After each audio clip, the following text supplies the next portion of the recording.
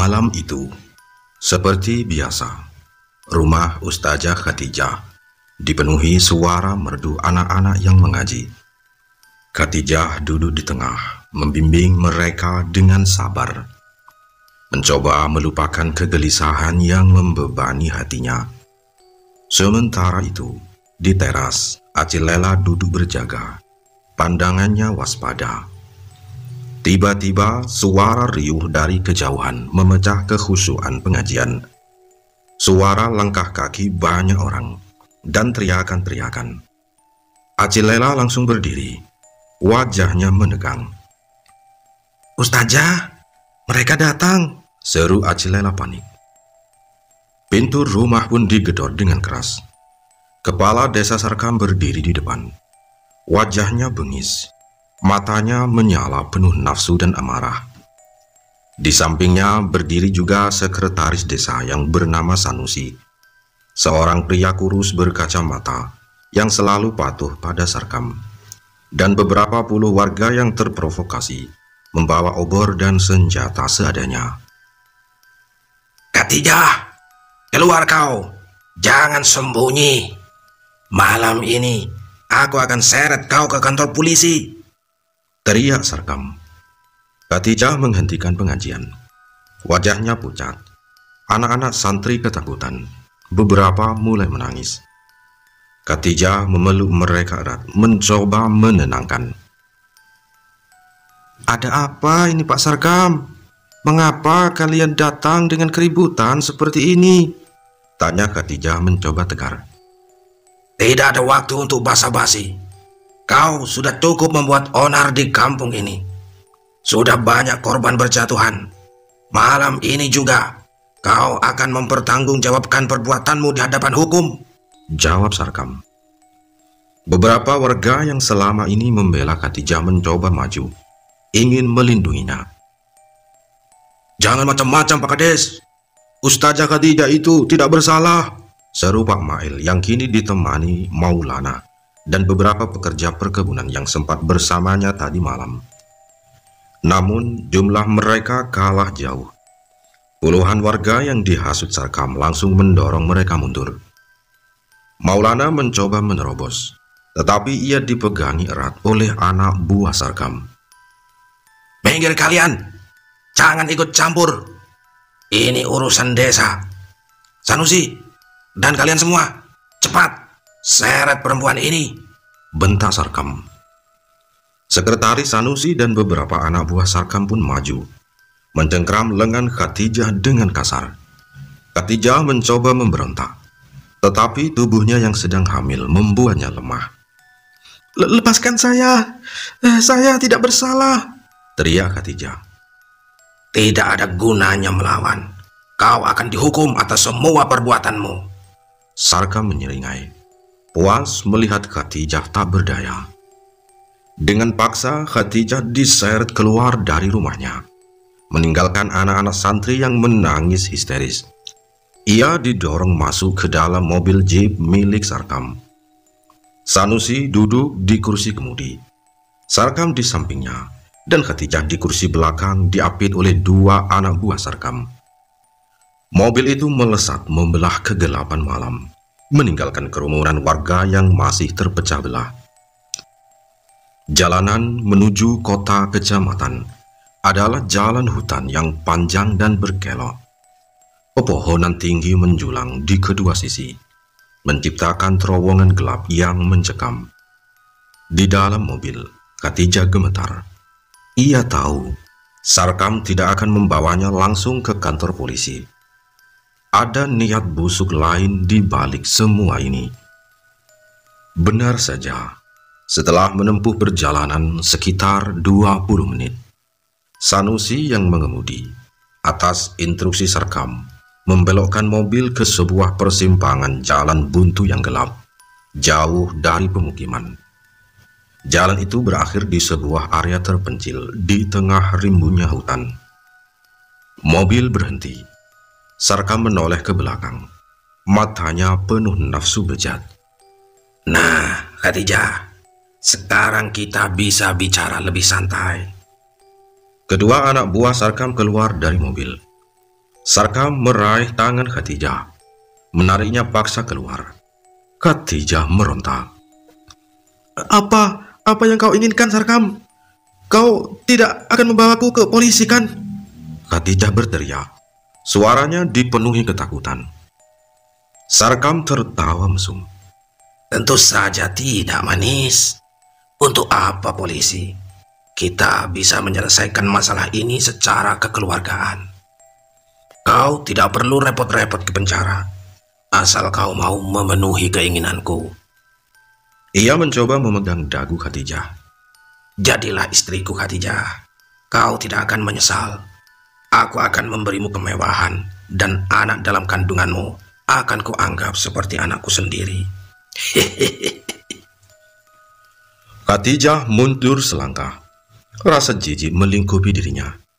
Tidak akan. Aku tidak sudi menikah denganmu. Apalagi setelah semua kejahatan yang kau lakukan, kata Khadijah. Wajah Sarkam langsung berubah marah. Jangan sok suci. Kau pikir kau bisa lolos dariku? Kau sudah terpojok, Khadijah. Tidak ada yang bisa menolongmu di sini. Sarkam maju, mencoba meraih Khadijah dengan paksa. Ketakutan luar biasa mencengkram Khadijah. Dalam keputusasaan, matanya menyapu tanah di sekitarnya. Tangannya menemukan sesuatu yang keras. Sebuah batu sebesar kepalan tangan. Tanpa pikir panjang, dengan seluruh sisa tenaganya, Khadijah mengangkat batu itu tinggi-tinggi dan menghantamkannya tepat ke kepala Sarkam. Sarkam berteriak kesakitan, terhuyung mundur. Darah segar langsung mengucur dari pelipisnya. Sekretaris Sanusi dan anak buah Sarkam terkesiap. Dia tidak menyangka Khadijah akan seberani itu. Momentum itu digunakan Khadijah dengan kekuatan yang entah datang dari mana. Ia langsung berlari sekuat tenaga, menerobos masuk ke dalam hutan yang lebat. Ia tidak tahu arah. Yang penting jauh dari Sarkam dan anak buahnya. Ranting-ranting dan duri menggores kulitnya. Namun ia tidak peduli. Kejar dia! Aduh, jangan sampai lolos!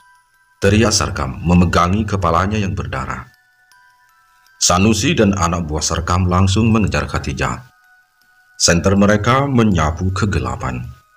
Mereka mendengar suara langkah kaki Khadijah yang panik semakin dalam masuk ke dalam rimba hutan.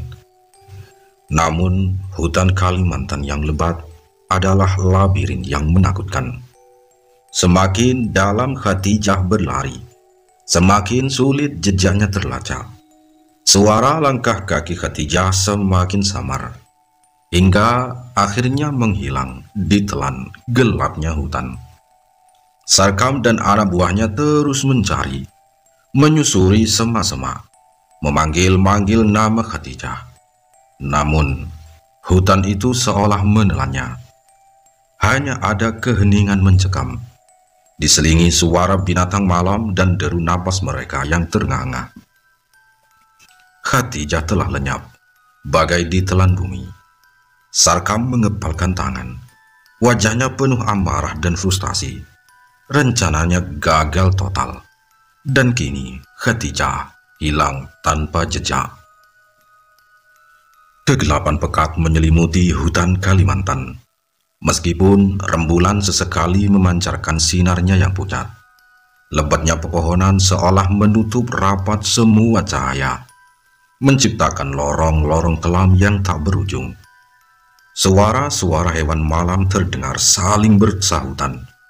Lolongan anjing liar yang pilu, burung hantu yang memekik, dan desitan serangga yang tak henti.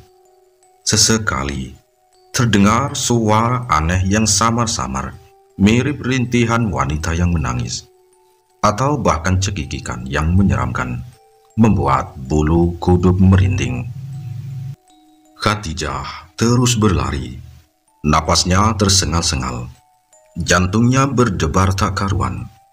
Rasa sakit di kakinya dan perutnya yang mulai menegang ia abaikan. Yang terpenting adalah menjauh sejauh mungkin dari Sarkam dan nafsu bejatnya.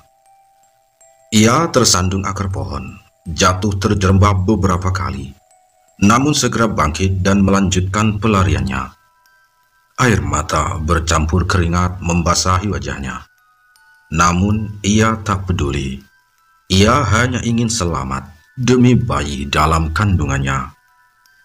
Setelah entah berapa lama berlari tanpa arah, Khadijah merasakan tanah di bawah kakinya mulai menurun. Aroma air dan tanah basah yang lebih pekat menusuk hidungnya. Ia terus maju, hingga akhirnya ia sampai di pinggir sungai besar. Air sungai mengalir deras, memantulkan samar-samar cahaya rembulan. Lega sedikit menyelimuti Khadijah. Setidaknya ada sumber air dan arah yang jelas.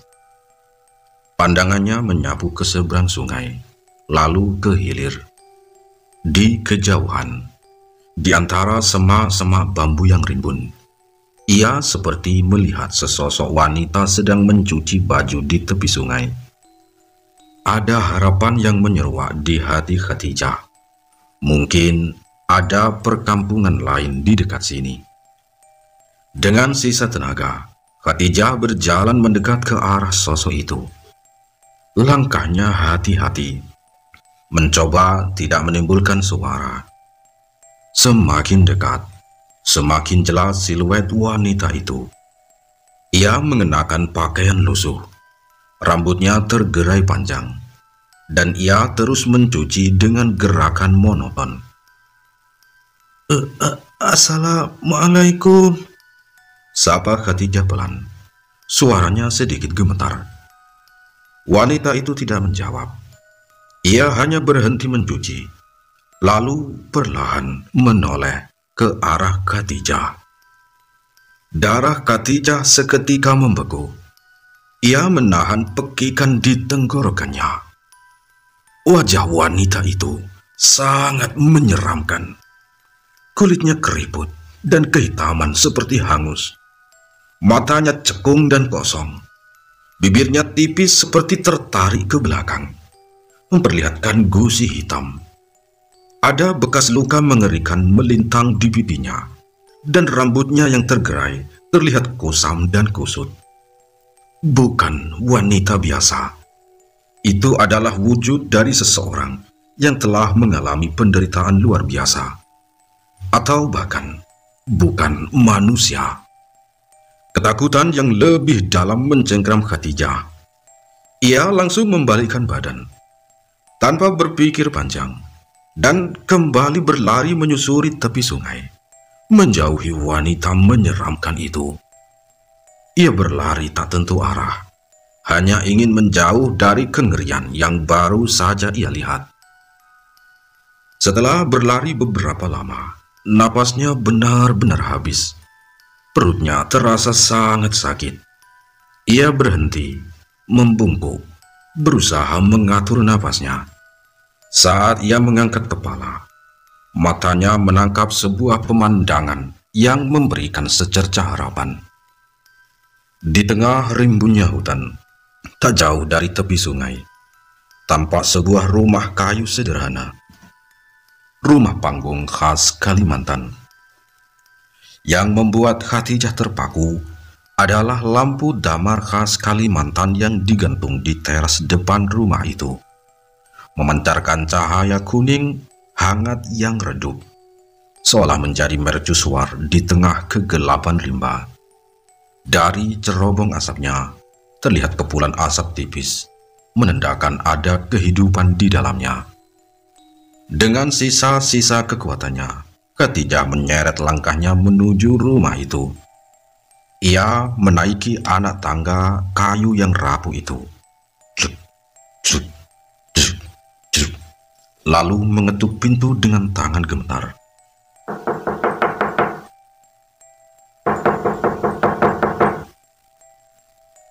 Keheningan sesaat melingkupi. Lalu terdengar suara langkah kaki pelan dari dalam.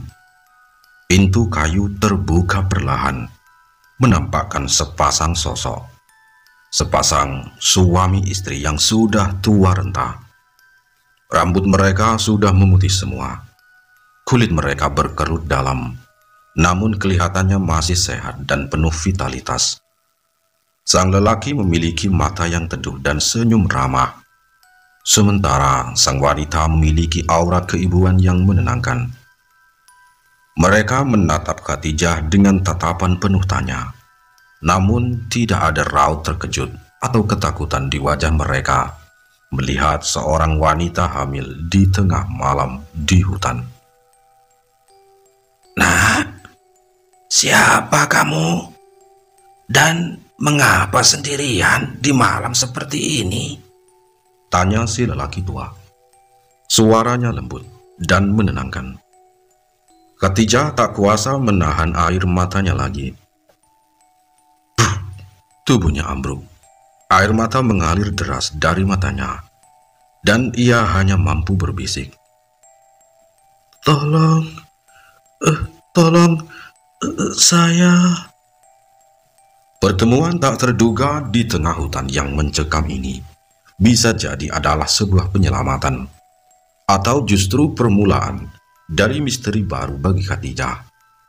Apakah pasangan tua ini akan membantunya? Dan siapa sebenarnya mereka yang tinggal di tengah hutan lebat ini tanpa rasa takut? Singkat cerita, keesokan harinya, kabar mengenai penjemputan paksa Ustazah Khadijah oleh kepala desa Sarkam menyebar dengan cepat di desa Batu Berlian. Layaknya api yang menjalar di lahan kering. Desas-desus itu akhirnya sampai ke telinga Hajah Ruhaya. Di tempat lain, masih pagi hari, Maulana bangun pagi dan kemudian menemui abahnya. Abah, kita harus ke balai desa sekarang juga. Kita harus minta pertanggungjawaban Sarkam, seru Maulana. Wajahnya memerah menahan amarah. Pak Ahmad yang juga terkejut dengan kabar itu mengangguk. Betul nak, ini sudah keterlaluan, kata Pak Ahmad. Maulana lalu berangkat, ditemani Pak Ahmad dan beberapa warga yang setia membela Khadijah, bergegas menuju balai desa. Mereka berjalan cepat. Amarah terpancar dari wajah-wajah mereka. Secara kebetulan, saat mereka tiba di balai desa, Hajah Ruhaya sudah berada di sana, berhadapan langsung dengan Sarkam. Wajah Hajah Ruhaya tampak tegang, dan matanya memancarkan kemarahan yang jarang terlihat. Di samping Sarkam, Sekretaris Sanusi berdiri dengan gelisah. Sementara beberapa anak buah Sarkam berjaga-jaga. Sarkam, apa yang sudah kau lakukan pada Khadijah? Suara Hajah Ruhaya menggelegar, memenuhi ruangan balai desa. Dia itu di bawah perlindunganku. Kenapa kau berani-beraninya menyeretnya pergi? Sarkam menyilangkan tangan di dada, membalas tatapan Hajah Ruhaya dengan seringai meremehkan. Oh, jadi Anda sudah tahu Hajah. Kenapa? Kaget. Saya hanya menjalankan tugas sebagai kepala desa, memberantas bibit penyakit di kampung ini, kata Sarkam. Tepat saat itu Maulana dan rombongannya tiba. Mereka langsung merangsek masuk. Pak Sarkam, di mana Ustazah Khadijah? Teriak Maulana. Langkahnya terhenti di hadapan Sarkam. Sarkam menoleh, melihat Maulana, lalu tertawa hambar. Wah, komplit rupanya. Ada si anak pesantren juga. Kalian datang untuk membelaku yang itu ya? Kata Sarkam. Jangan menghina Ustazah Khadijah dengan sebutan itu, sahut Pak Ahmad. Dia orang baik. Di mana dia sekarang, Pak Sarkam? Kalian bawa dia kemana? Sarkam melipat tangan di dada, wajahnya enteng tanpa beban. Kalau itu, dia sudah melarikan diri, kata Sarkam. Semua yang ada di balai desa terkesiap. Hajah Ruhaya, Maulana, Pak Ahmad, dan para warga yang membela Khadijah saling pandang tak percaya. Melarikan diri? Apa maksudmu, Sarkam? Hajah Ruhaya menuntut. Suaranya naik 1 oktav. Betul sekali, Haja. Saat kami membawanya ke kantor polisi kecamatan, dia berontak, dia melawan, bahkan dia memukul kepalaku dengan batu. Sarkam menunjuk pelipisnya yang masih terlihat memar. Lalu dia lari masuk ke tengah hutan. Kami sudah mengejarnya, tapi dia licin, menghilang begitu saja ditelan kegelapan rimba. Bohong, kau pasti bohong. Maulana mengepalkan tinjunya. Ustazah Khadijah kan sedang hamil. Dia tidak mungkin bisa berlari dan menghilang begitu saja di tengah hutan, kata Ustadz Maulana. Aku tidak berbohong, Maulana. Aku bersumpah. Tanyakan anak buahku. Dia lari. Mungkin karena dia memang kuyang. Jadi dia punya kekuatan aneh. Atau mungkin dia tahu kejahatannya akan terbongkar. Makanya dia kabur. Sarkam berteriak, kembali menyebarkan fitnah. Aku sudah melaporkan kejadian ini ke polisi. Dan mereka sedang melakukan pencarian. Suasana di balai desa menjadi sangat tegang. Para pendukung Sarkam mengangguk-angguk, seolah membenarkan ucapannya. Namun Maulana, Hajah Ruhaya dan rombongan mereka tahu bahwa ada kebohongan besar dalam cerita Sarkam. Mereka tahu Sarkam punya niat busuk, dan cerita tentang Khadijah melarikan diri terdengar terlalu dibuat-buat. Kau pasti punya niat jahat kepadanya, Sarkam. Katakan, di mana Khadijah sekarang? Aku tidak akan percaya ocehanmu itu, teriak Hajah Ruhaya. Wajahnya memerah karena amarah. Aku sudah bilang, Hajah, dia hilang di hutan. Entah mati diterkam binatang buas, atau mungkin kembali ke wujud aslinya dan terbang entah kemana. Sarkam menatap Hajah Ruhaya dengan tatapan menantang. Sekarang, kalian mau apa? Mau menuduhku? Aku tidak punya bukti. Yang ada justru dia yang melukai kepala desa, kata Sarkam. Maulana maju melangkah, menatap Sarkam dengan tajam. Ini belum berakhir, Pak Sarkam. Kau bisa saja bersembunyi di balik kekuasaanmu, tapi kebenaran pasti akan terungkap, kata si Maulana. Sarkam hanya tersenyum sinis, merasa di atas angin karena Khadijah benar-benar tidak ada dan ia memiliki alibi. Namun di balik semua itu, baik Sarkam maupun Maulana dan Hajah Ruhaya tidak ada yang tahu kebenaran sesungguhnya tentang Khadijah yang berhasil selamat dan kini berada di tengah hutan di sebuah rumah tua misterius. Kabar buruk tentang hilangnya Khadijah hanya akan memperkeruh suasana, sementara misteri kuyang dan intrik kepala desa semakin rumit untuk dipecahkan. Singkat cerita, selama seminggu lamanya, tubuh Khadijah terbaring tak sadarkan diri di dalam rumah panggung kayu sederhana milik sepasang suami istri tua. Mereka adalah kakek Janggut dan nenek Lumut, penghuni setia rimba Kalimantan. Dengan wajah keriput yang menyimpan banyak kisah dan mata yang memancarkan keteduhan, mereka merawat Khadijah dengan telaten, menggunakan ramuan-ramuan herbal hutan untuk menyembuhkan luka dan memulihkan tenaganya. Namun ketika akhirnya Khadijah tersadar, ia disambut dengan kenyataan pahit yang meremukkan hatinya. Perutnya terasa kosong, tak ada lagi denyut kehidupan di sana. Kakek Janggo dengan suara bergetar menceritakan apa yang terjadi. Nak Khadijah, kamu sudah keguguran.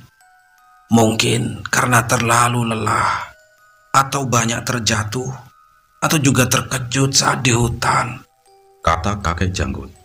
Matanya penuh simpati. Kami sudah berusaha menolongmu.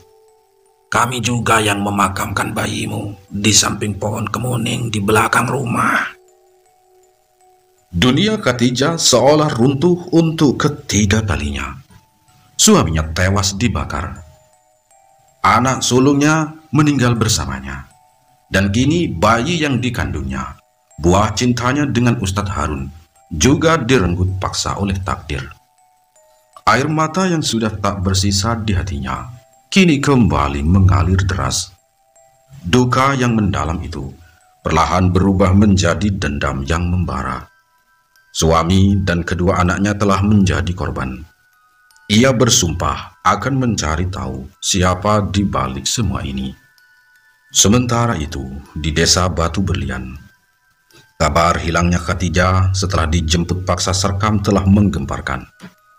Selama berhari-hari, Maulana bersama ayahnya, Pak Ahmad, dan beberapa warga yang peduli tak henti-hentinya menyisir setiap pelosok hutan di sekitar desa, bahkan hingga ke perkampungan tetangga.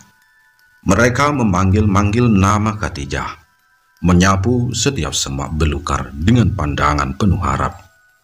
Namun hasilnya nihil. Khadijah seolah hilang di telan bumi. Tidak ada jejak, tidak ada petunjuk. Keputusasaan mulai merayapi hati mereka. Sarkam dengan wajah tanpa dosa terus menyebarkan rumor bahwa Khadijah adalah kuyang yang melarikan diri, memperkuat tudingan kepada warga yang mudah percaya. Sore itu, suasana di rumah seorang penduduk desa, seorang wanita yang bernama Mawar, diliputi kecemasan. Mawar adalah seorang wanita hamil 9 bulan, merasakan sakit yang luar biasa di perutnya. Kontraksi hebat, menandakan bahwa ia akan segera melahirkan.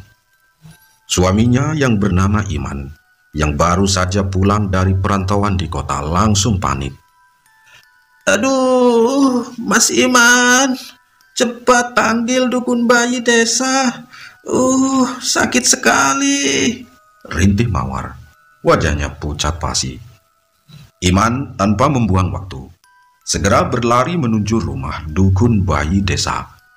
Rumah sang dukun yang bernama Mak Bidah berada sekitar setengah jam perjalanan dari rumah mereka. Hujan rintik-rintik masih mengguyur, membuat jalanan becek dan gelap. Namun setibanya di rumah Mak Bidah, Iman disambut kabar yang membuatnya semakin bingung. Maaf Pak Iman, Mak Bidah sedang pergi. Ada pasien lain di kampung sebelah yang melahirkan duluan, ujar cucunya Mak Bidah. Iman menggaruk-garuk kepala, frustasi. Waktu terus berjalan, dan Mawar di rumah kesakitan. Ia bingung harus mencari dukun di mana lagi. Lalu seorang tetangga yang kebetulan lewat memberitahunya. Nah Iman, coba saja ke dukun di kampung seberang. Mak Cik Bidan namanya. Memang agak jauh, sekitar 1 jam perjalanan. Tapi beliau terkenal sakti dan cepat tanggap, kata seorang tetangga itu. Tanpa pikir panjang, Iman memutuskan. Baiklah, terima kasih ya Bu. Demi istriku, saya harus berangkat. Ia langsung bergegas menuju kampung lain yang tempatnya itu agak jauhan lagi, berharap bisa membawa Mak Cik Bidan secepatnya. Waktu terasa cepat berlalu. 1 jam perjalanan terasa seperti 1 abad bagi Iman. Di dalam rumah, Mawar menahan rintihan, berharap suaminya segera kembali. Sore berganti malam. Hujan rintik-rintik masih berjatuhan, menambah kesunyian yang mencekam. Suara jangkrik malam yang biasanya menenangkan, kini perlahan berubah menjadi lolongan anjing yang panjang dan pilu. Sangat menyeramkan, seolah merasakan firasat buruk. Tiba-tiba, pintu depan rumah Mawar diketuk pelan.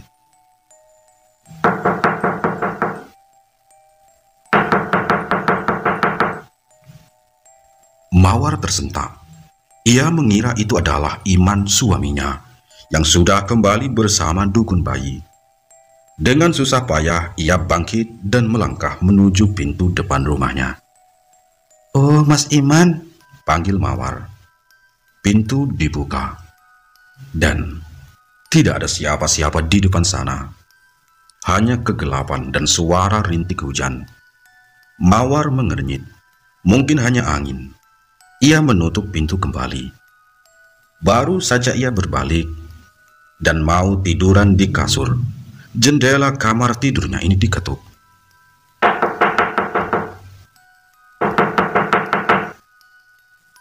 Lagi-lagi Mawar berharap itu suaminya. Ia membuka jendela. Gelap, tidak ada siapa-siapa. Angin dingin berhembus, membuat bulu kuduknya meremang. Rasa takut mulai menyelimuti Mawar. Ini bukan suaminya. Ini pasti sesuatu yang lain. Mawar segera menutup jendela dan bergegas kembali ke tempat tidur. Tubuhnya gemetar. Ia mencoba menenangkan diri, berharap semua ini hanya ilusi karena rasa sakit yang luar biasa. Namun, ketika ia sudah hampir mencapai ranjang, sebuah pemandangan mengerikan membuatnya terpaku. Tepat di depan pintu kamarnya, di ambang kegelapan, muncul seonggok kepala manusia. Matanya merah menyala, memancarkan nafsu. Dari bawah kepala itu, organ-organ tubuhnya menjuntai, basah, dan berlendir, bergoyang-goyang pelan. Aroma amis dan anyir darah yang menyengat langsung menusuk hidungnya. Mawar tak mampu berteriak, suaranya tercekat di tenggorokan.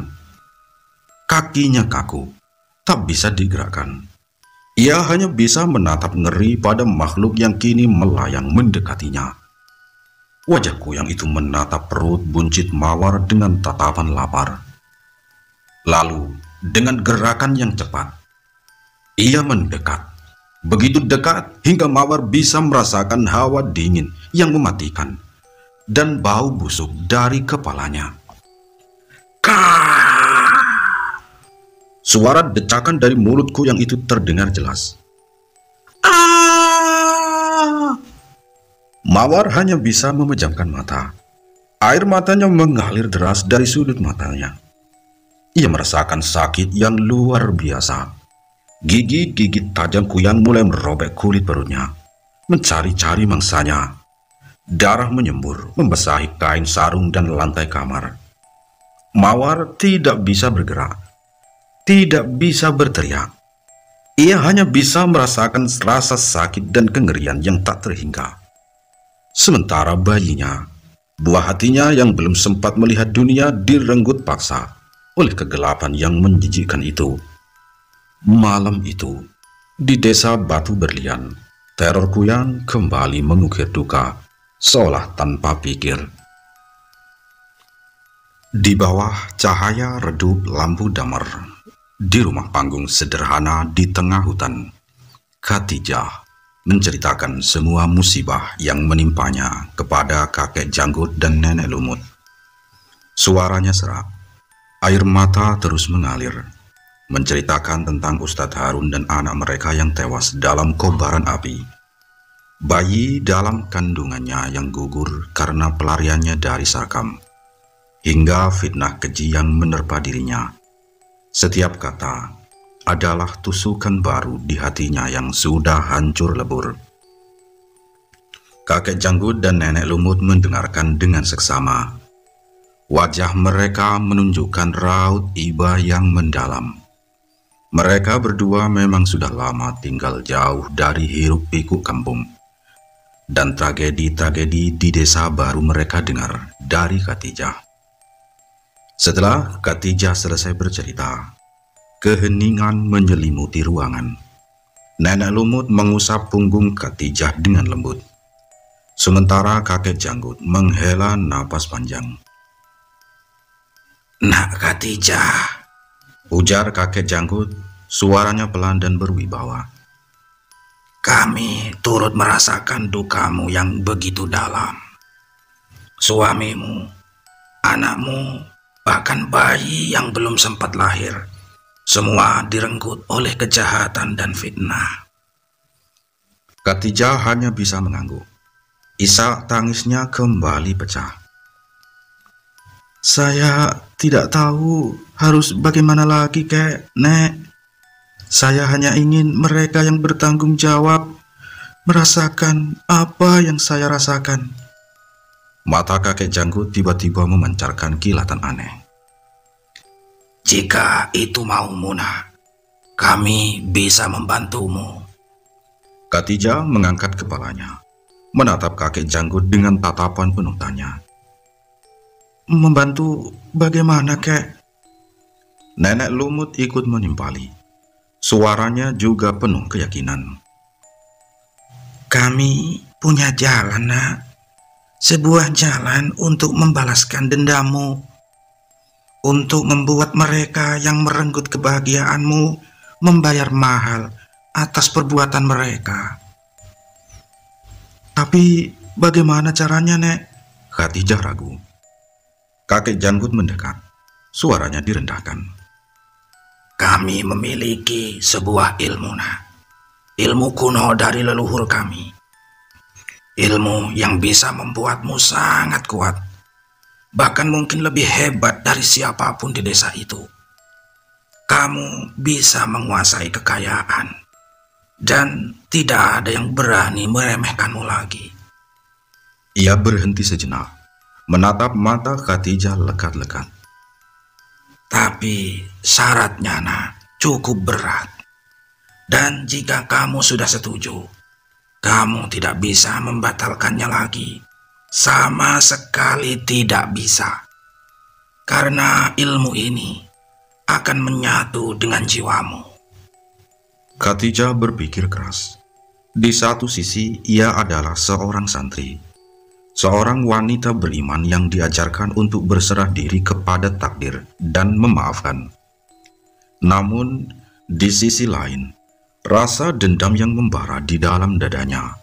Duka yang begitu besar atas kehilangan suami, kedua anaknya, dan semua yang ia miliki, seolah menghilangkan akal sehatnya.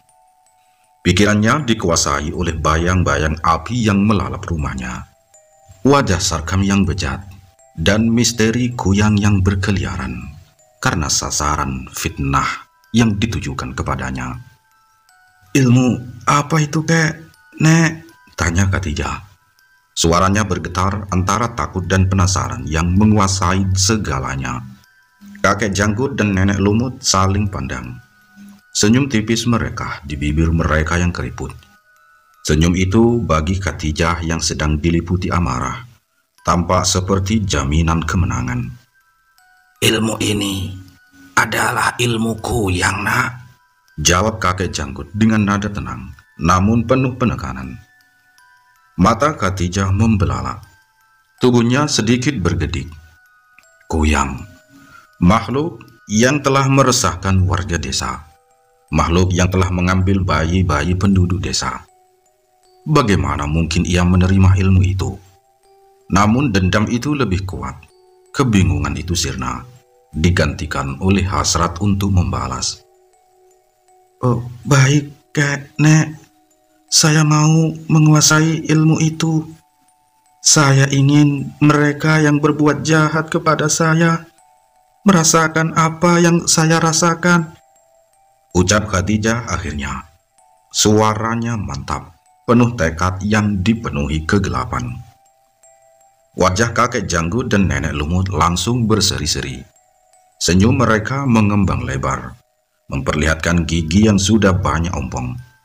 Mereka berdua gembira bukan kepalang. Sudah lama mereka mencari sosok yang tepat, yang memiliki hati yang cukup terluka dan dendam yang cukup kuat untuk meneruskan ilmu terlarang mereka. Khadijah adalah pilihan yang sempurna. Bagus, Nak. Kami tahu kamu punya keberanian itu, kata Nenek Lumut, matanya berbinar.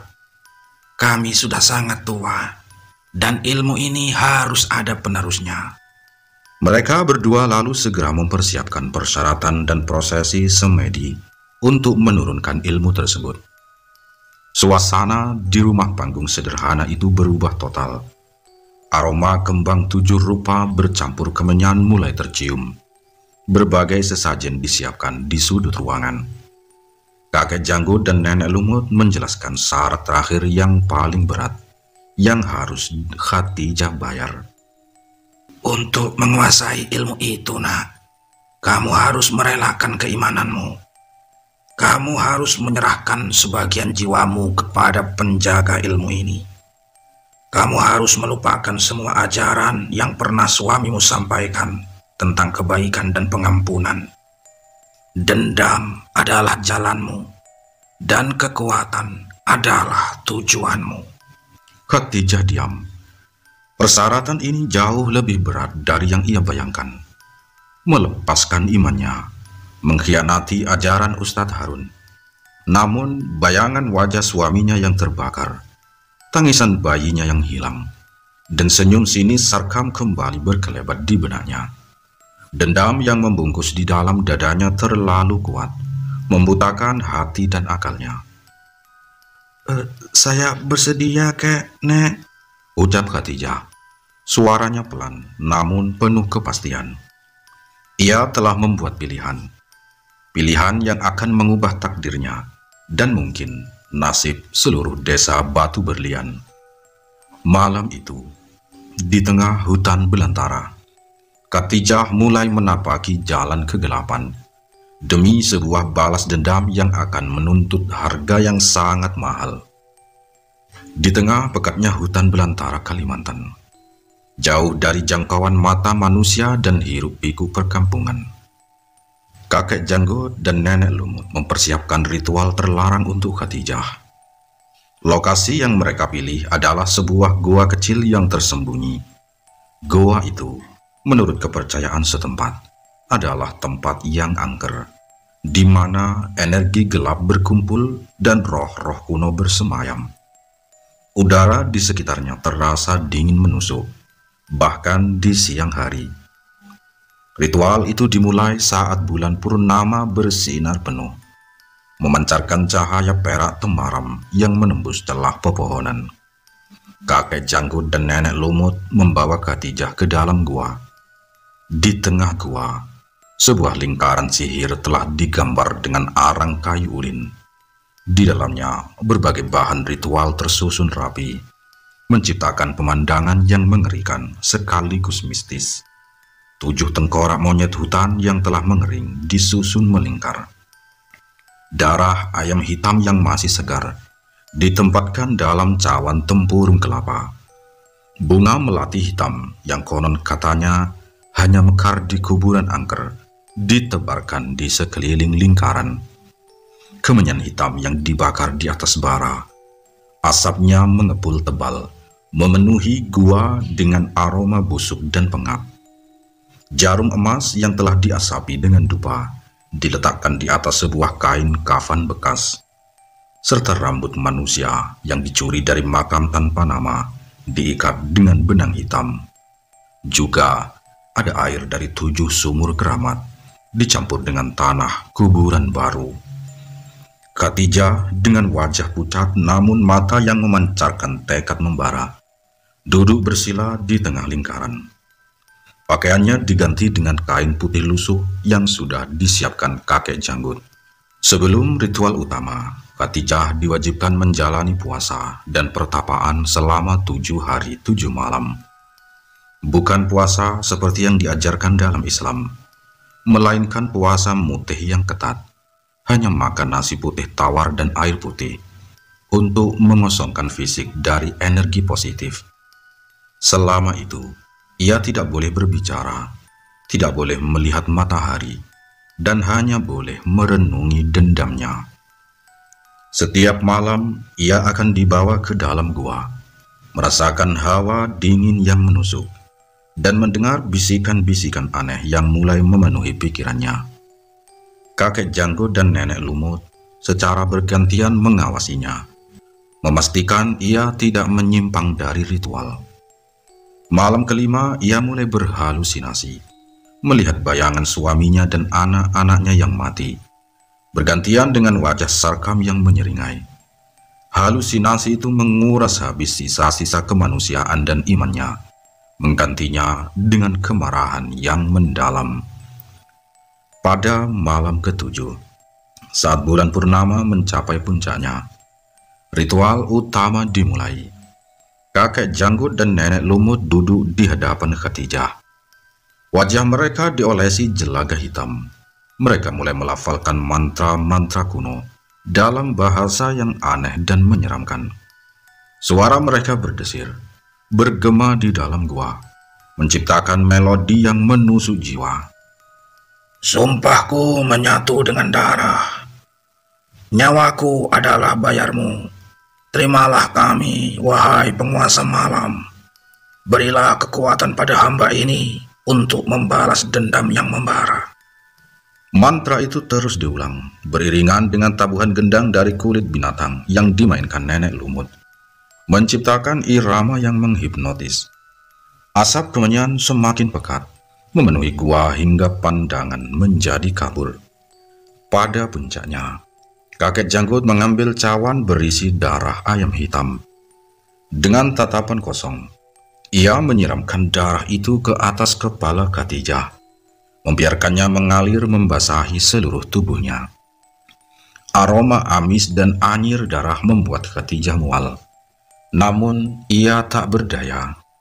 Nenek lumut mengambil jarum emas yang telah disiapkan, dan dengan gerakan cepat, ia menusuk ibu jari tangan Khadijah hingga mengeluarkan setetes darah. Serahkan jiwamu pada kami. Serahkan dendammu pada kegelapan. Dan jadilah kamu, wahai penerus. Kakek janggut berteriak. Suaranya berubah berat, seolah bukan suaranya lagi. Khadijah merasakan perih. Namun rasa sakit itu diselimuti oleh aura gelap yang kini merasukinya. Ia merasa ada sesuatu yang ditarik dari dalam dirinya. Sesuatu yang sangat berharga, namun digantikan oleh sensasi kekuatan yang tak pernah ia rasakan sebelumnya. Tiba-tiba, mata Khadijah terbuka lebar. Bukan lagi mata seorang wanita yang berduka, melainkan mata yang memancarkan kilatan merah, penuh amarah dan dendam. Bibirnya melengkung tipis, membentuk senyum mengerikan. Kakek janggut dan nenek lumut tersenyum puas. Selamat datang, nak. Kau kini adalah bagian dari kami. Kau kini adalah... Tepat pada saat itu, tubuh Khadijah bergetar hebat. Rasa panas membakar tiba-tiba menyelimuti seluruh tubuhnya, dimulai dari perut, lalu menjalar ke dada, hingga ke kepala. Darah segar menetes dari sudut mulutnya. Ia merasakan organ-organnya seperti ditarik paksa. Samar-samar, Khadijah mendengar suara tawa melengking dari kakek janggut dan nenek lumut, sebelum kesadarannya kembali gelap. Ketika ia tersadar, ia merasa berbeda. Tubuhnya terasa ringan, namun ada energi gelap yang kuat mengalir di setiap pembuluh darahnya. Ia telah menjadi penerus ilmu terlarang itu. Khadijah yang lama, yang taat dan beriman telah mati di dalam gua itu. Yang terlahir kembali adalah sosok baru, terikat pada kegelapan, dengan satu tujuan utama, membalas dendam. Hutan Kalimantan yang tadinya menjadi saksi bisu penderitaan Khadijah, kini menjadi arena kelahiran kembali dirinya. Kekuatan gelap yang merasukinya mengubah duka menjadi dendam yang membara, memantik api di matanya yang dulu teduh. Ia yang dulunya Ustazah Khadijah yang lembut, kini adalah sosok baru yang terikat pada kegelapan. Singkat cerita, malam itu di pos ronda desa yang agak terpencil, Bado dan Jaka, dua anak buah setia sergam, sedang asik menenggak minuman keras. Tawa mereka pecah, obrolan mereka kasar, jauh dari kewaspadaan. Hujan rintik-rintik masih turun, membuat suasana terasa lebih remang dan sunyi. Mereka tidak tahu kematian sedang mengintai. Tiba-tiba, dari kegelapan muncul sesosok wanita. Rambutnya panjang terurai. Kulitnya putih bersih memancarkan aura misterius, dan bibirnya tersenyum tipis. Ia mengenakan pakaian yang longgar, namun lekuk tubuhnya tetap terlihat memikat. Wajahnya cantik, sangat cantik, membuat Bado dan Jaka terperangah. Wahai bang, sendirian saja? Suara wanita itu merdu, memecah kesunyian malam. Bado dan Jaka saling pandang. Mata mereka langsung liar. Ada mbak cantik. Malam-malam begini sendirian. Dari mana mbak? Tanya Bado mencoba so akrab. Matanya tak lepas dari tubuh wanita itu. Saya tersesat. Kebetulan lewat sini. Boleh saya ikut berteduh sebentar? Jawab wanita itu. Suaranya seperti melodi. Oh, tentu saja mbak. Mari, duduk sini saja dekat abang, sahut Jaka sambil menepuk bangku di sebelahnya. Mereka tidak menyadari aura aneh dari wanita itu. Pikiran mereka sudah dikuasai nafsu. Wanita itu melangkah mendekat. Perlahan, senyum di bibirnya semakin melebar. Semakin dekat, aroma amis dan anyir samar-samar tercium oleh Bado dan Jaka. Namun mereka mengira itu hanya bau tanah basah. Begitu wanita itu berdiri tepat di depan mereka, wajah cantiknya tiba-tiba berubah. Matanya memancarkan kilatan merah darah, dan dari punggungnya terlihat bayangan aneh, seolah ada sesuatu yang terlepas dari tubuhnya. Kalian telah membakar suamiku dan anakku. Suara wanita itu berubah menjadi geraman dalam, menggelegar di telinga Bado dan Jaka, membuat mereka terlonjak ketakutan. Bado dan Jaka terkesiap. Wajah mereka pucat pasi. Mereka mencoba berteriak, namun suara mereka tercekat di tenggorokan. Mereka tahu wanita di hadapan mereka bukanlah manusia biasa. Itulah Khadijah. Bukan lagi Ustazah Khadijah yang mereka kenal, melainkan Kuyang yang telah bangkit. Dalam sekejap kekacauan terjadi. Suara teriakan tertahan dan jeritan pilu memecah keheningan malam. Disusul suara robekan dan jilatan yang mengerikan. Darah berceceran di pos ronda yang remang, menyisakan pemandangan yang tak terkatakan. Balas dendam pertama Khadijah telah tuntas, meninggalkan dua jasad tak bernyawa yang mengenaskan, sebagai pesan kepada siapapun yang telah berbuat keji kepadanya. Singkat cerita, beberapa malam kemudian, giliran Sanusi, sekretaris desanya Pak Sarkam, yang menjadi target Khadijah. Sanusi adalah sosok yang licik, selalu patuh pada perintah Sarkam, dan ikut serta dalam penjemputan paksa Khadijah. Sanusi yang tidur sendiri di rumahnya karena istrinya sedang pergi menjenguk orang tua di kampung seberang, terbangun di tengah malam oleh suara aneh di atap rumahnya. Ia mencoba mengabaikannya, namun suara itu semakin jelas, seperti suara gesekan kuku panjang di seng. Jantungnya berdebar kencang. Ia mencoba menenangkan diri, tetapi aroma anyir darah yang menusuk hidungnya membuatnya tak bisa tidur lagi.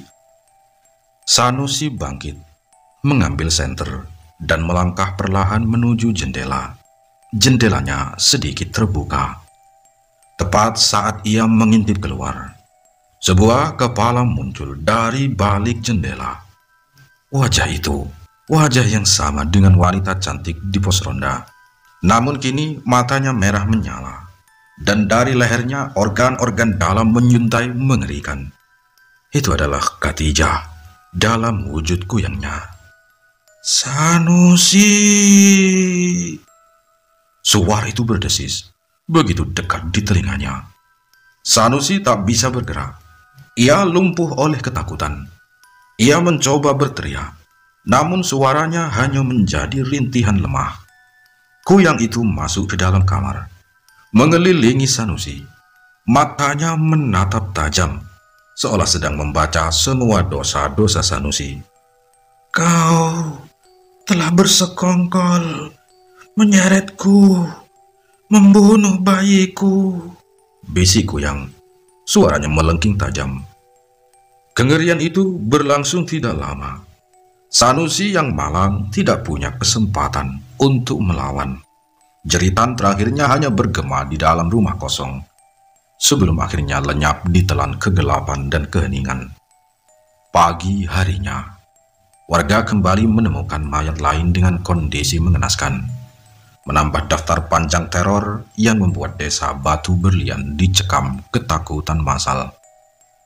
Kini, tibalah saatnya untuk yang terakhir dan yang paling utama, kepala desa Sarkam, target utama dendam Khatijah. Sarkam setelah kematian Bado dan Jaka serta Sanusi mulai merasakan ketakutan yang mencekam. Ia tahu ini bukan kebetulan.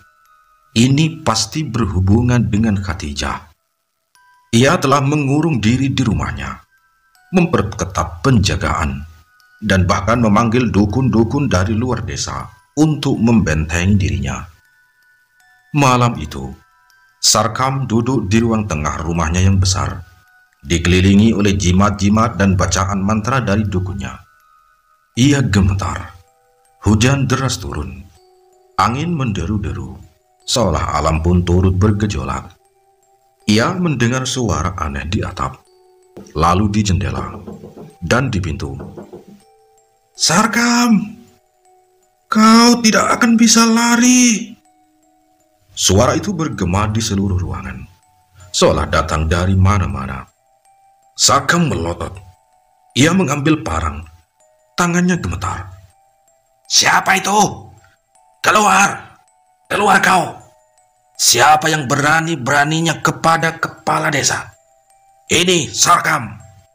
Tiba-tiba lampu padam. Kegelapan total menyelimuti rumah Sarkam. Hanya kilatan petir sesekali yang menerangi ruangan, menampakkan bayang-bayang menakutkan. Aroma amis dan anyir darah yang begitu pekat langsung menyeruak, membuat Sarkam mual. Dari kegelapan, muncul sesosok kuyang yang jauh lebih mengerikan dari sebelumnya. Matanya merah menyala terang, memancarkan api dendam yang tak tertahankan.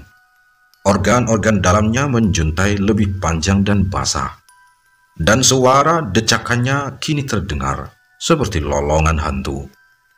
Itu adalah Khatijah yang kini sepenuhnya menyatu dengan kekuatan kuyangnya. Kau telah merebut semua dariku. Kau membakar suamiku, membunuh anakku, merenggut bayiku, memfitnahku, dan mencoba menodai kehormatanku. Suara Khatijah sebagai kuyang menggelegar di telinga Sarkam. Sarkam berteriak, melemparkan parangnya tanpa daya. Ia mencoba lari, namun kakinya terasa kaku. Kuyang itu melayang mendekatinya, perlahan, seolah menikmati setiap detik penderitaan Sarkam.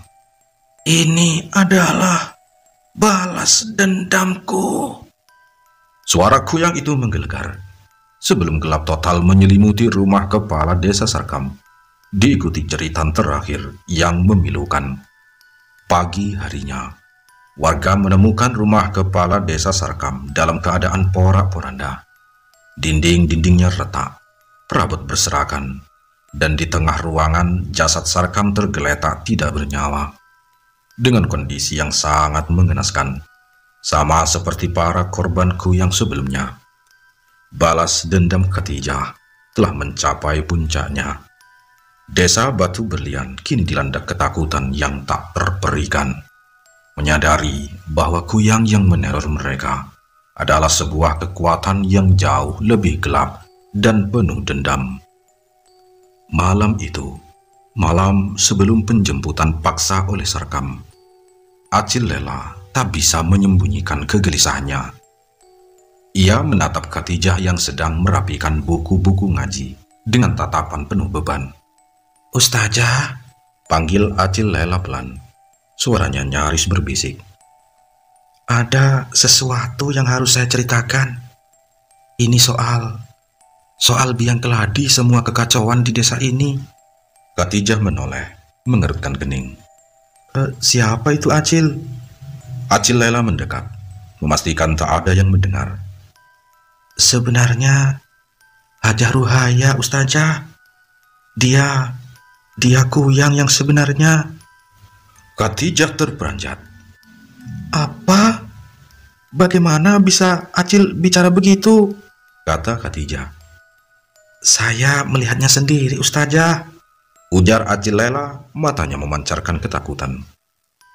Suatu malam, saat saya mengantar makanan ke rumah Hajah Ruhaya, saya melihat kepala terbang itu persis seperti yang orang-orang ceritakan. Masuk ke jendela kamar Hajah Ruhaya. Saya terkejut sekali, Ustazah. Acil Lela menelan ludah. Sejak saat itu, saya selalu curiga. Mungkin saja Hajah Ruhaya mencegah Ustazah pergi karena dia mengincar bayi yang Ustazah kandung. Ingatan itu seperti sambaran petir di benak Khadijah. Semua potongan teka-teki mendadak menyatu. Kebaikan Hajah Ruhaya yang berlebihan, kekayaan yang tak lazim, desakan agar Khadijah tetap tinggal, dendam yang membara di dada Khadijah kini menemukan target utamanya. Rasa sakit karena kehilangan suami, anak dan bayinya kini tertuju pada satu nama, Hajah Ruhaya. Khadijah termenung. Ingatannya tentang kejadian saat dimana sebelum penjemputan oleh Sarkam dan pembicaraannya dengan Acil Lela, Khadijah memandangi rumah Hajah Ruhaya dari kejauhan. Sebuah tekad bulat terbentuk di hatinya. Malam ini, semuanya harus diselesaikan. Suasana di desa Batu Berlian sangat tegang.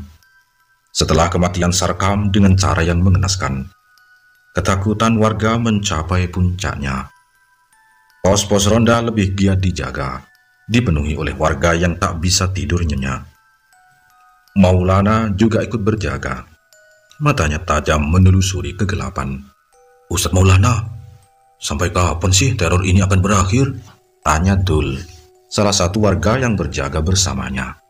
Wajahnya pucat. Kita harus menemukan pelakunya, Dul. Kita tidak boleh menyerah, jawab Maulana. Suaranya tenang meskipun dalam hatinya ia merasakan firasat kuat bahwa malam ini adalah puncaknya. Tiba-tiba mata Maulana menangkap sekelebat bayangan bola api terbang di kejauhan, bergerak cepat di atas pepohonan, menuju ke arah perkampungan. Itu adalah Kuyang. Pada saat yang sama, Khadijah yang telah menyatu sepenuhnya dengan ilmu Kuyangnya, merasakan kehadiran Kuyang lain. Sebuah insting kuat menariknya. Dengan ilmu yang kini dimilikinya, Khadijah melakukan ritual pemisahan tubuh. Ia merasakan kepala dan organ-organ dalamnya terlepas dari tubuhnya yang kini teronggok di semak belukar. Dengan mata merah menyala, ia kini menjadi Kuyang, melesat di udara, mengejar bola api terbang yang lebih besar di depannya. Hajah Ruhaya, aku tahu itu kau, desis Khadijah dalam wujud Kuyangnya. Suaranya melengking. Pertarungan pun tidak terelakkan. Kuyang Hajah Ruhaya yang terlihat lebih besar dan memiliki aura yang lebih tua dan mengerikan, merasakan kehadiran Khadijah. Ia berbalik, matanya memancarkan kemarahan. Dua Kuyang beradu di angkasa malam, menciptakan pemandangan yang tak pernah disaksikan manusia. Mereka melesat cepat, saling kejar, mengeluarkan desisan dan lolongan yang memekakkan telinga. Khadijah dengan dendam yang membara menyerang dengan brutal. Ia berusaha menabrak, mencakar dan menggigit. Namun, Kuyang Hajah Ruhaya memiliki pengalaman dan kekuatan yang jauh lebih unggul. Ia lebih lincah, lebih kuat, dan seolah tahu setiap celah pertahanan Khadijah. Kilatan-kilatan merah beradu di atas atap rumah warga yang sedang berjaga. Gemuruh angin dan suara aneh dari pertarungan mereka membuat warga di pos ronda ketakutan. Maulana merasakan firasat buruk yang sangat kuat. Kuyangnya Hajah Ruhaya melancarkan serangan balasan yang telak. Dengan gerakan cepat, ia menusuk organ-organ Khadijah dengan gigi-gigi taringnya, lalu membantingnya dengan brutal ke arah pohon yang besar. Sayangnya, Khadijah harus tumbang. Tubuhnya dalam wujud kuyang terpental, lalu jatuh menembus rimbunnya dedaunan, menghilang di kegelapan hutan. Ilmu kuyang yang baru ia kuasai belum cukup untuk menandingi kekuatan kuyang tua yang telah berkuasa selama puluhan tahun itu. Sementara itu, di tempat lain di pos ronda, Maulana semakin gelisah. Ia yakin pertarungan tadi bukan antara manusia dan kuyang biasa. Di tengah kepanikan, Aji Lela tiba dengan napas terengah-engah. Wajahnya pucat pasi. Ustadz Maulana, Ustadz!" seru Aji Lela, suaranya parau. Saya melihatnya. Saya melihat kepala terbang itu masuk ke rumah Hajah Ruhaya, Ustadz." Maulana terkejut. Dugaan terburuknya terbukti. "Benar kan? Itu Hajah Ruhaya. Ayo, Pak, Ayah, kalian semua kita ke rumah Hajah Ruhaya sekarang," perintah Maulana tanpa pikir panjang. Maulana ditemani Pak Ahmad, ayahnya, Aji Lela, dan beberapa warga yang kini yakin dengan kesaksian Aji Lela, bergegas menuju rumah Hajah Ruhaya. Setibanya di sana, mereka menemukan pintu rumahnya terbuka lebar. Aura dingin dan mencekam langsung menyergap mereka. "Assalamualaikum," kata Maulana. Lalu mereka pun menerobos masuk. Pemandangan di dalam rumah membuat mereka mematung. Perabotan berserakan. Dan di tengah ruangan tergeletak tubuh Hajah Ruhaya yang masih lengkap, namun tanpa kepala. Suasana di situ lampunya mati, agak gelap. Kepala itu telah terlepas, dan organ-organ dalam di bagian lehernya masih menjuntai basah. "Ya Allah, kuyang itu memang Hajah Ruhaya!" teriak seorang warga ketakutan. Maulana melangkah mendekat. Matanya tajam menatap tubuh tak berkepala itu. Dengan ilmu yang dimilikinya, ia segera membaca beberapa doa dan mengamati kondisi tubuh Hajah Ruhaya. Ia bisa merasakan sisa-sisa energi gelap yang sangat kuat memancar dari tubuh itu, lebih pekat dan jahat dari kuyang yang tadi ia kejar. "Tubuh ini masih hidup," gumam Maulana. "Dia kuyang sejati. Kepalanya sedang berkeliaran di luar." Maulana tahu tubuh itu harus dihancurkan sebelum kepala kuyang kembali menyatu dengannya. Malam itu, di rumah Hajah Ruhaya, ketegangan mencekik udara. Tubuh Hajah Ruhaya masih tergeletak di lantai. Dan Maulana dengan wajah tegang namun penuh tekad, segera mengambil tindakan. Ia tahu satu-satunya cara untuk mengakhiri teror kuyang ini adalah dengan menghancurkan tubuh aslinya sebelum kepala kuyang itu kembali menyatu. Pak Dul, Toha, cari 7 paku," perintah Maulana. Suaranya tegas. "Dan korek api, kita harus membakarnya. Cari juga bensin atau apalah yang bisa membakar tubuhnya." Para warga yang bersamanya segera bergerak cepat. Tak lama kemudian, 7 bilah paku berhasil ditemukan. Maulana dengan sigap membakar ujung paku-paku itu hingga merah membara. Asap tipis mengepul dari ujung paku yang panas. Dengan fokus penuh, Maulana mulai melakukan ritual terakhir. Satu persatu paku-paku yang membara itu ditusukkan ke bagian leher tubuh Hajah Ruhaya yang tak berkepala. Setiap tusukan diiringi desisan mengerikan dari tubuh itu, seolah rohnya berontak dalam kesakitan. Bau hangus daging dan amis darah bercampur menjadi satu, memenuhi ruangan. "Sudah, kalian tutup tubuh ini dengan kain putih," perintah Maulana lagi setelah semua paku tertancap. Warga segera membentangkan kain putih lebar, menutupi seluruh tubuh Hajah Ruhaya yang kini kaku. Mereka menunggu. Udara terasa semakin dingin, seolah kehadiran Kuyang yang sebenarnya semakin dekat. Tak lama, dari jendela yang terbuka, sebuah bola api merah melesat masuk. Itu adalah kepala Kuyang Hajah Ruhaya kembali ke sarangnya. Namun, begitu masuk, Kuyang itu tidak langsung menuju tubuhnya. Ia melayang di tengah ruangan, merasa kebingungan. Aura gelap yang mengelilingi tubuhnya terhalang oleh paku-paku dan kain putih itu.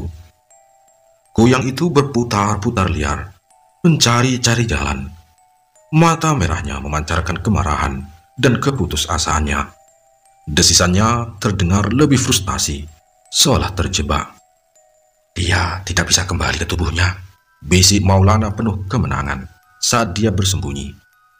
Kuyang Hajah Ruhaya terus berputar, mencoba menembus kain kafan. Namun setiap usahanya sia-sia. Paku-paku yang tertancap di lehernya berfungsi sebagai kunci, mengunci jiwanya agar tak bisa kembali bersatu dengan raga. Panik, Kuyang itu berteriak melengking, suara yang menusuk telinga dan menggetarkan dinding. Allahu Akbar, Allahu Akbar, Allahu Akbar. Maulana dan para warga serentak mengumandangkan takbir. Mendengar takbir yang menggema, Kuyang Hajah Ruhaya bergidik hebat. Bola apinya meredup, organ-organnya bergetar. Perlahan, dengan lolongan putus asa yang terakhir, kepala Kuyang itu meledak. Dah! Menjadi sepihan cahaya merah yang langsung lenyap ditelan kegelapan. Tubuh Hajah Ruhaya di bawah kain putih pun seketika bergetar hebat, lalu kaku tak bergerak. Semua aura dingin dan mengerikan itu hilang. Teror Kuyang yang selama ini menghantui desa Batu Berlian telah berakhir. Hajah Ruhaya, sang Kuyang sejati, akhirnya tewas. Singkat cerita, jauh di puncak bukit yang menghadap ke desa Batu Berlian, Khadijah berdiri tegak. Tubuhnya kini telah pulih sepenuhnya. Namun, jiwanya tidak lagi sama. Matanya, yang sesekali memancarkan kilatan merah di bawah cahaya rembulan, menatap kampung itu dari kejauhan. Ia melihat asap tipis yang membumbung tinggi dari rumah Hajah Ruhaya. Melihat para warga berkumpul untuk memakamkan jasad Hajah Ruhaya. Khadijah merasakan energi gelap yang baru saja padam. Sebuah senyum tipis, namun pahit, terukir di bibirnya. Dendamnya telah terbalas. Sarkam dan para pengikutnya telah mati. Hajah Ruhaya, biang keladi semua penderitaannya, juga telah musnah. Namun, tidak ada rasa lega yang utuh. Kekuatan Kuyang yang kini menyatu dengannya adalah pengingat konstan akan harga yang telah ia bayar. Suami, kedua anaknya dan keimanannya, semuanya telah hilang. Ia tidak lagi bisa kembali ke kehidupan lamanya sebagai Ustazah Khadijah. Ia adalah sosok baru, seorang wanita yang telah melangkah jauh ke dalam kegelapan demi sebuah ambisi balas dendam. Ia memejamkan mata, membiarkan angin malam menerpa wajahnya. Kampung itu, yang dulu menjadi tempat ia menemukan kebahagiaan, kini hanya menyisakan kenangan pahit dan jejak darah. Khadijah berbalik, langkahnya mantap menuju kegelapan hutan yang lebih dalam. Ia tidak tahu kemana ia akan pergi, atau apa yang akan ia lakukan selanjutnya.